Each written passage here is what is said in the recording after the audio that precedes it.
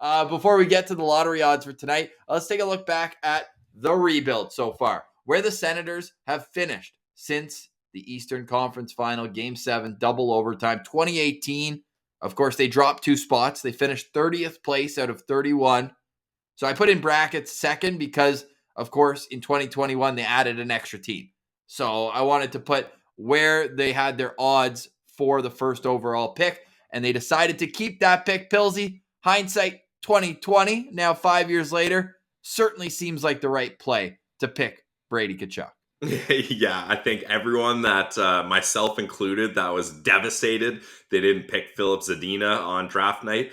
We're long over that, and Brady Tkachuk may end up being one of the most Beloved. legendary, beloved Senators of all time. So it worked out.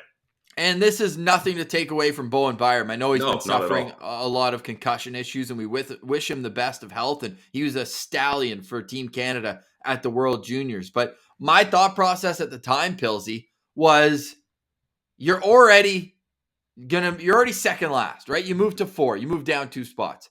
Yeah. The worst you can do next year is be 1 spot worse. Why not get the talent into the organization, knowing that it's so rare, impossible even, for a 4th overall pick to step in that season and make an enormous difference. Now, Brady stepped in right away and played, scored 20 goals, but he wasn't a superstar. It wasn't like Connor McDavid in his first year, or even Austin Matthews helping Toronto go right to the playoffs and burn out the first round like they always do.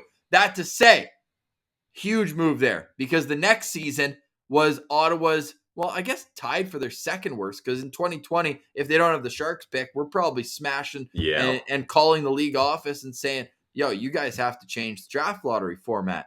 But in 2019, they finish dead last in the entire National Hockey League. And they move all the way down to 4th place. Pilsy, good thing that wasn't 4th in 2017. Can you imagine the dialogue if it wasn't Bowen Byram that was a part of that, and if it was Cale Makar instead? Yeah. Oh, boy. Yeah, but it wasn't. So Colorado got to use Ottawa's pick. They got 4th overall. So that was just the world being like, okay, let's even out the universe. Yeah, that was the hockey gods putting everything back into balance. Yes, certainly. So then Ottawa finishes 30th in 2020. So right back to where they were in 2018. That pick dropped 3 spots to 5th overall. But the good news is one of the teams that jumped them in the lottery happened to be the San Jose Sharks, and Ottawa owned their pick. So they finished 3rd. They picked 3rd with San Jose's pick. You get Tim Stützle out of there. And then last year, Ottawa finishes 22nd in the National Hockey League, 23rd, but then 22nd in draft lottery odds. 10th, they select 10th. So you think it's going to be more of the same? That would mean that with the San Jose pick in 2020, with their own pick last year, they pick exactly where the lottery odds have them.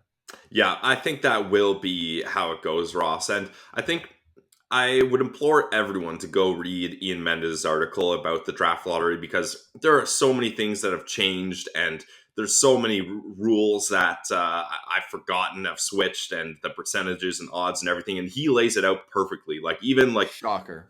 Yeah, exactly. Ian's the best. Everyone knows that. But he even lays it out like, okay, here's what we're looking for at each pick. And if this happens, then the Sens are screwed and we need this to happen. So definitely give that a read, because it helps you get ready for what is a crazy night, where it's just so insane, Ross, that teams' franchise history can be decided by a couple of ping pong balls bouncing in the right direction. Like we talked about the Rangers. Wasn't the Leafs one? Yeah, the Rangers one knocked the Leafs one out. You can see that replay. The Leafs one is about to burst through, and the Rangers one knocks it out. Now, there was obviously a scandal there, because the Rangers ball is the only ball that the... I almost called him the ball handler. That's probably not his official title. But the guy, whatever his title is, the guy that operates the lottery ball machine, that's the only one that he dropped and fumbled, or something happened with that ball. So it was either weighted, or if you guys remember, I forget what draft it is, but there was an NBA scandal where they picked pieces of paper out, and one of the papers was frozen, so that when the guy reached for it, he knew this is the cold one. And I believe it belonged to the Knicks. maybe I'm Shocking. butchering this story, but there has been some scandals in the past. And it was just weird that the Rangers ball was the only one that messed up. And then they end up knocking the Leafs out and they got first overall. Well, Weird. Pilsy, how about 2017, where because they do the official draw before the televised event? Yes. Remember, they had the teams that moved up on the sidebar. The graphics person messed up. Yep. And they had the results on the left side. They leaked their own results on the draft lottery. Hilarious. Only the National Hockey League. Yeah, that's what we're dealing with here. But hey, I'm fired up. Like you said in the intro, this unfortunately, watching a couple ping pong balls bounce around in the air, this is our Stanley Cup. And if the Sens get first overall or second overall, man, it's very altering. I know earlier I just said it doesn't make a big difference either way, but if they can have a chance at Shane Wright or Logan Cooley's my guy right there. Or what about Slavkovsky? Yeah, he's my guy so far. We haven't done a deep dive yet, but that's a guy I would be interested in for sure. And that could be a game changer. Like, those are two guys that could step into your lineup next year and have an impact. So very interesting to see what's going to happen here. The Ottawa Senators have the 7th best odds of picking first overall. And we'll pull up without further ado and shout out Ian Mendez. We grabbed this right graphic from him. On the left side is the overall board. We're not going to run through each team's percentages, but what I will say is, should the top 6 teams all move around in whatever order, let's say 7, 8, 9 stay there. That is going to be fascinating to look back at in years to come. 3 divisional opponents, all in similar phases of their rebuild. Yep. Picking 1, 2, 3 with Ottawa, then Detroit, then Buffalo. And those seedings were firmed up on the last day of the season. Yeah, these 3 teams are going to be kind of locked together for the next 3 to 5 years as we see how the rebuilds go here. Although, holy crap, Buffalo's had a decade head start here, and they're only at the same spot that I don't know. I would even say they're kind of behind Detroit and Ottawa. Like, there's a lot of missing pieces there. So it's going to be very interesting to see how these 3 teams handle this draft. You might see a couple asterisks there. Chicago's pick will go to Columbus. Yes. If it does not win one of the first 2 spots. That is in the Seth Jones trade. And Vegas's pick is going to go to the Buffalo Sabres. Right now, that 6 sits at 16th overall. Easy for me to say. When it comes to the Senators draft lottery odds, and thank you again to Ian Mendez, most likely they're staying at 7th with a 44.4% chance of that outcome. The second most common outcome, falling 1 spot to 8th overall. They have a 36.5% chance of that, so do not be surprised if they move down to number 8.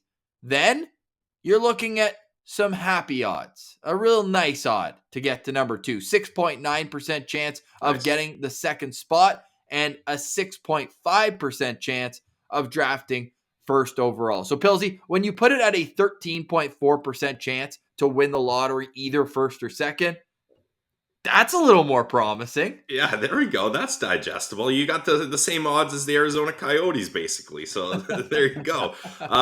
And one important thing to note about this draft lottery is a team can only move up 10 spots. So technically, beyond Columbus, so New York Islanders, Winnipeg Jets, Vancouver Canucks, and the Knights pick that belongs to Buffalo, they cannot win 1 or 2. If they win 1 or 2, it goes to Montreal or Arizona, and then I believe they would get bounced to 3 and 4.